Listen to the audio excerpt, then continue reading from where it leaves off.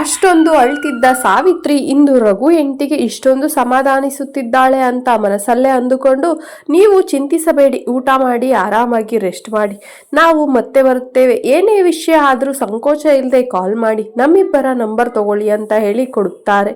ಸಾವಿತ್ರಿ ರಘು ಹೆಂಡತಿನ ತಬ್ಬಿಕೊಂಡು, ಧೈರ್ಯವಾಗಿರಿ, ಅಳಬೇಡಿ, ಇನ್ನು ಸ್ವಲ್ಪ ದಿವಸ ನಿಮ್ಮ ಮುದ್ದು ದಮ್ಮ ನಿಮ್ಮ ಜೊತೆಗೆ ಬರ್ತಾನೆ, ಆಗ ಎಲ್ಲ ಸರಿ ಹೋಗುತ್ತೆ, ಹುಷಾರಾಗಿರಿ, ಟೈಮ್ ಟು ಟೈಮ್ ಊಟ ಮಾಡಿ ರೆಸ್ಟ್ ಮಾಡಿ, ನಾವು ಮತ್ತೆ ಬರುತ್ತೇವೆ ಎಂದು ಹೊರಗಡೆ ಬರುತ್ತಾರೆ. ಅಲ್ಲಿ ರಘು ತಾಯಿ ಇರುತ್ತಾರೆ. ಆಗ ಸಾವಿತ್ರಿ ಶಿವು ಇಬ್ಬರು, ಅಮ್ಮ ನಾವು ಹೊರಡುತ್ತೇವೆ, ಮತ್ತೆ ಟೈಮ್ ಮಾಡಿಕೊಂಡು ಬರುತ್ತೇನೆ. ಆಗ ರಘು ತಾಯಿ, ನೀನು ಹುಷಾರ್ ಕಣಪ್ಪ, ನಿನ್ನ ನಂಬಿ ನಿನ್ನ ಕುಟುಂಬ ಇದೆ, ನಿನಗೆ ಕಾಯ್ತಾ ಇರುತ್ತೆ, ಹಾಗೆ ನನಗೆ ಬಂದ ಸ್ಥಿತಿ ಯಾವ ತಂದೆ ತಾಯಿಗೂ ಬೇಡಪ್ಪ ಶಿವು. ಸರಿ ಅಮ್ಮ ಆಯ್ತು, ನಾವು ಇನ್ನು ಹೊರಡುತ್ತೇವೆ ಅಂತ ಹೇಳಿ ಬಂದು ಬೈಕ್ ಹತ್ತುತ್ತಾರೆ. ಆವಾಗಲೇ ಯಾಕೋ ಸಾವಿತ್ರಿಗೆ ತುಂಬಾ ತಲೆನೋವು ಶುರುವಾಗಿರುತ್ತದೆ. ಸಾವಿತ್ರಿ, ರೀ ಯಾಕೋ ತಲೆನೋವುತ್ತಿದೆ.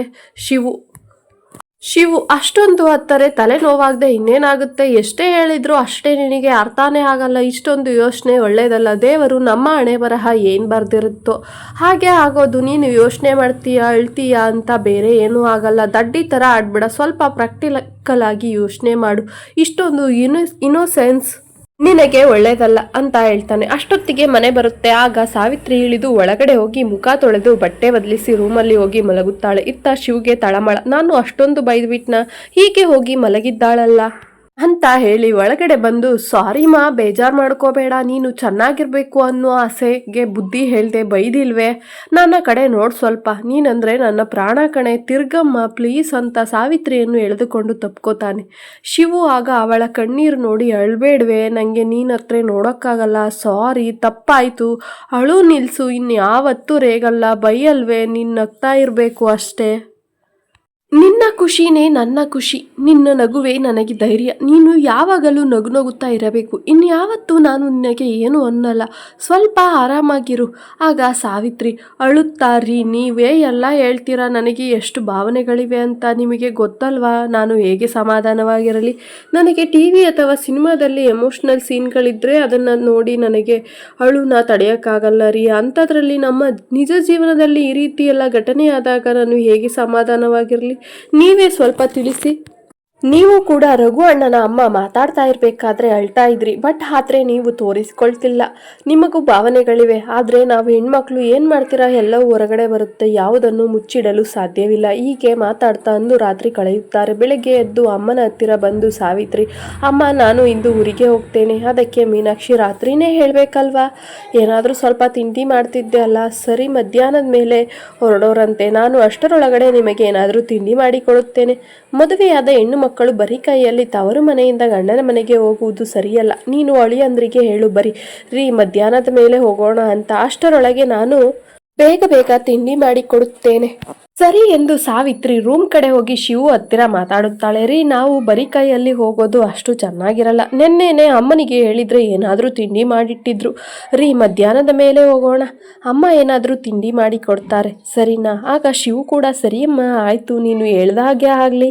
ಮೀನಾಕ್ಷಿ ಸಾವಿತ್ರಿಯನ್ನು ಕರೆಯುತ್ತಾಳೆ. ಸಾವಿತ್ರಿ ಅಮ್ಮ ಬಂದೆ ಅಂತ ಹೇಳಿ ಹೋಗ್ತಾಳೆ. ಆಗ ಮೀನಾಕ್ಷಿ ಅಳಿಯಂದ್ರಿಗೆ ಯಾವ ತಿಂಡಿ ಇಷ್ಟ ಕೇಳಿಕೊಂಡು ಬಾ, ಅದನ್ನೇ ಮಾಡೋಣ ಸರಿ ಎಂದು ಸಾವಿತ್ರಿ ಅಲ್ಲಿಂದ ಬಂದು, ರೀ ನಿಮಗೆ ಯಾವ ತಿಂಡಿ ಬೇಕು, ಯಾಕಮ್ಮ ಅಂತ ಕೇಳ್ತಾನೆ. ಆಗ ಸಾವಿತ್ರಿ ಅಮ್ಮ ಕೇಳ್ತಾ ಇದ್ರು, ನಿಮಗಿಷ್ಟ ಆಗೋ ತಿಂಡಿನೇ ಮಾಡ್ತಾರಂತೆ, ಹೌದಾ, ಅವರಿಗೆ ಏನಾದರೂ ಮಾಡೋ ಕೇಳಿ, ಆಗಲ್ಲ ರೀ, ನಿಮಗೆ ಇಷ್ಟ ಆಗೋ ತಿಂಡಿ ಆಗೋದೇ ಮಾಡ್ತಾರಂತೆ, ಹೌದಾ ಸರಿ, ನನಗೆ ಬಾದಾಮ್ ಪುರಿ ಮತ್ತು ರವೆ ಉಂಡೆ ಅಂದರೆ ತುಂಬ ಇಷ್ಟ, ಅದನ್ನೇ ಮಾಡೋ ಕೇಳು. ಸರಿ ರೀ ಎಂದು ಸಾವಿತ್ರಿ ಅಲ್ಲಿಂದ ಹೊರಟು ಅಮ್ಮನ ಹತ್ತಿರ ಬರುತ್ತಾಳೆ.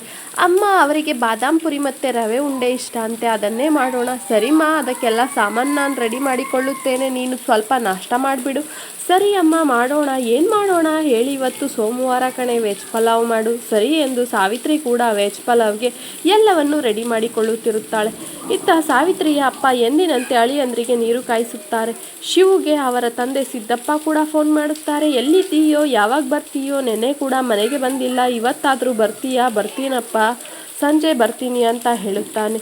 ಅತ್ತಿಂದ ಸಿದ್ದಪ್ಪ ಸರಿ ಆಯಿತು ಅಂತ ಕಾಲ್ ಕಟ್ ಮಾಡುತ್ತಾರೆ. ಇತ್ತ ಶಿವು ಮತ್ತೆ ಸಾವಿತ್ರಿಯನ್ನು ಕೂಗಿ, ಸಾವಿತ್ರಿ ಅಪ್ಪ ಫೋನ್ ಮಾಡಿದ್ರು, ನಾವು ಬೇಗ ಹೋಗೋಣ ಇಲ್ಲಿಂದ, ಆದಷ್ಟು ಬೇಗ ಎಲ್ಲವನ್ನು ರೆಡಿ ಮಾಡು ಎಂದು ಸಾವಿತ್ರಿ ಕೂಡ ಬೇಗ ಬೇಗನೆ ನಾಷ್ಟ ರೆಡಿ ಮಾಡಿ ಅಮ್ಮನಿಗೆ ತಿಂಡಿ ಮಾಡಲು ಹೆಲ್ಪ್ ಮಾಡುತ್ತಾಳೆ.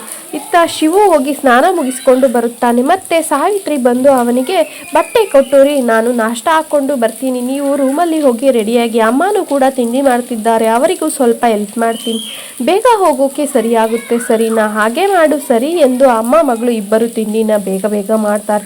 ಅದರಲ್ಲೂ ಬಾದಾಮ್ ಪುರಿ ಸಖತ್ತಾಗಿ ಬಂದಿರ್ತವೆ, ಜ್ಯೂಸಿ ಕ್ರಿಸ್ಪಿಯಾಗಿ. ಅಳಿಯಂತಿಗೆ ಎಂದು ರವೆ ಉಂಡೆಗೆ ತುಂಬಾ ತುಪ್ಪ ಹಾಕಿ ಅತ್ತೆ ಮೀನಾಕ್ಷಿ ಚೆನ್ನಾಗಿ ಮಾಡ್ತಾಳೆ. ಆಗ ಶಿವುವಿನ ಮೂಗನ್ನು ಕೂಡ ಇಷ್ಟೊತ್ತು ನನ್ನ ಕತೆ ಮತ್ತು ಧ್ವನಿಗಾಗಿ ತಮ್ಮ ಅತ್ಯಮೂಲ್ಯವಾದ ಸಮಯವನ್ನು ಮೀಸಲಿಟ್ಟಿದ್ದಕ್ಕಾಗಿ ತುಂಬ ಹೃದಯದ ಧನ್ಯವಾದಗಳು.